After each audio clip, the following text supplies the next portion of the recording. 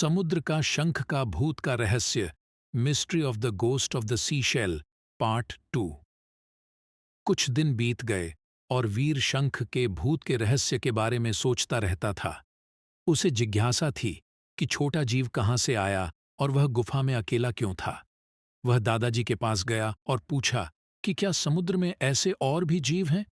दादाजी मुस्कुराए और कहा, समुद्र कई रहस्य रखता है वीर, शायद तुम्हें उन्हें खोजने के लिए एक और साहसिक कार्य पर जाना होगा।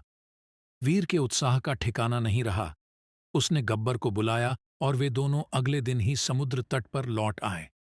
इस बार उन्होंने एक पुराना जाल और मछली पकड़ने की टोकरी साथ ले ली।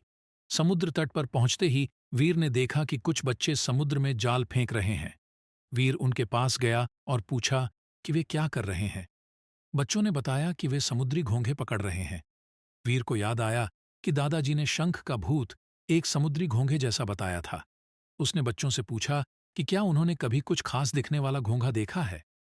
बच्चे सोचने लगे और फिर उनमें से एक ने कहा, हाँ, हमने एक बार एक चमकता हुआ घोंघा देखा था। यह बहुत ही सुंदर था, लेकिन हम इसे पकड़ नहीं सके। वीर की आंखें चमक उठीं।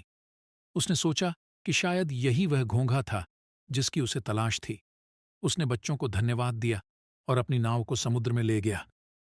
गब्बर उसके पीछे कूद गया और वे लहरों पर सवार हो गए। वीर ने अपने जाल को समुद्र में फेंक दिया और ध्यान से खींचना शुरू किया। वह घंटों तक जाल फेंकता रहा, लेकिन उसे कुछ नहीं मिला। सूरज ढलने लगा था और वीर निराश होने लगा। तभी अचानक उसके जाल में कुछ भारी चीज फंसी।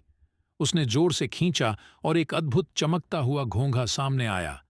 यह वही घोंघा था जिसका बच्चों ने वर्णन किया था। धीरे से वीर ने घोंघे को टोकरी में रखा और गब्बर के साथ वापस किनारे पर लौट आया।